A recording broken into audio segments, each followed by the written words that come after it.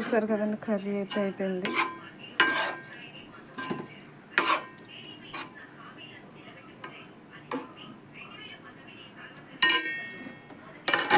ఇంకా చూస్తారు కదా, గుడ్లు కూడా వేసాం. రొయ్యలు గుడ్లు కూడా బాగా అయితే మగ్గినాయి. ఈసారి చింతపండు పులుపు నానబెట్టి ఉంచుకున్నాం కదా, ఇది నానబెట్టి వేసుకోవచ్చు.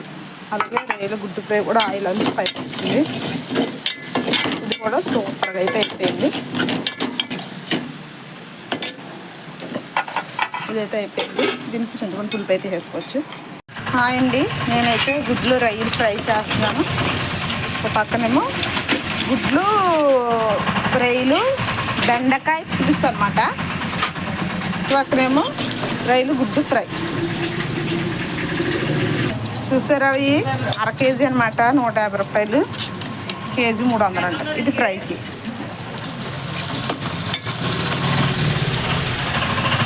ఎక్కువ చేయలేం కదండి, ఏదో అలా మా అమ్మాయి మా అగ్గర అమ్మాయి వచ్చింది కదండి, ప్రాన్స్ వండుకేద్దాం పిన్ని అనేసి అంది. సరే అని తెప్పించి కొద్దిగా పులుసు పెట్టి కొన్ని అయితే ఫ్రై చేస్తున్నాను అనమాట. టమాటాకి ఏది గలదో చేసుకుంటారు కదా. ఓకే ఫ్రెండ్స్, ఈ ఎండకి ఎలా ఉంటున్నారు మీరు అందరూ? ఈ ఎండ ఎలా ఉందండి, నిజంగా ఈ ఎండకి ఎలా ఉండగలుగుతున్నారు? నిజంగా నేనైతే చాలా చాలా ఇదిగుంటుంది అనమాట అండి. కొద్దిగా వంట చేసుకుని డ్యూటీకి వెళ్ళేటప్పటికి ఈ ఎండకే చాలా దారుణంగా అయితే ఉంటున్నాను. సమ్మ తిరిగిపోయినట్టు అయిపోతుంది అనమాట ఈ ఎండకే.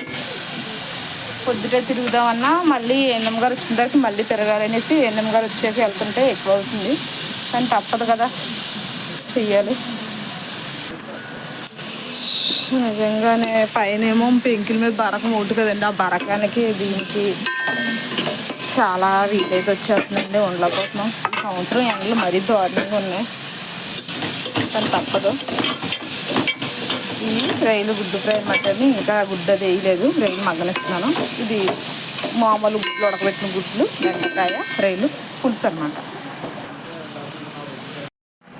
ఇంకొన్ని గుడ్లు అయితే వేస్తాను. సెల్ లైట్ సపోర్ట్ అవ్వలేదు, అందుకని ఇప్పుడు దాకా ఆగిపోయాను. చూపించడం గురించి గుడ్డేసి పిలిచాను. కారం, ఇక్కడైతే ఉల్లిపాయలు మగ్గుతున్నాయి.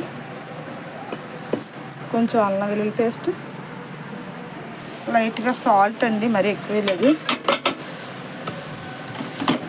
చూస్తారు కదా, ఇది మగ్గనిద్దాం. కొద్దిసేపు మగ్గితే రొయ్యలు గుడ్డుకి క్లారిటీగా ఉంటుంది మనకి.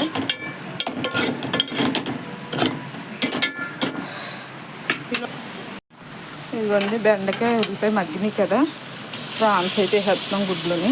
కారం అది ఇంకా వేయలేదు, కొంచెం అది మగ్గిన తర్వాత వేద్దాం. ఇవ్వండి గుడ్లు అయితే వేసాం కదా, మగ్గుతున్నాయి. ఈసారి ఇందులో కారం మసాలా కూడా వేసేద్దాం. ఆల్రెడీ పసుపు వేసేస్తాం కదా మనం.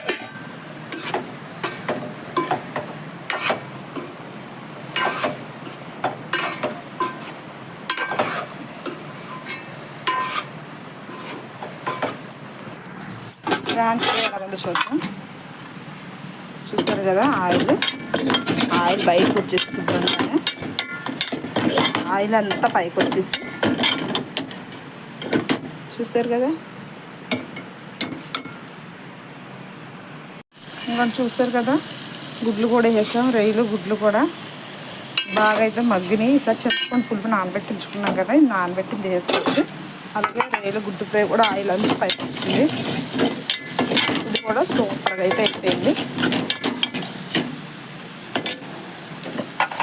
ఇదైతే అయిపోయింది. దీనికి చింతపండు పులుపు అయితే వేసుకోవచ్చు.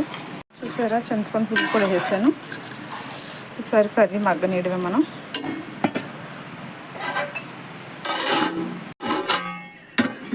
చూసారు కదండి, కర్రీ అయితే అయిపోయింది.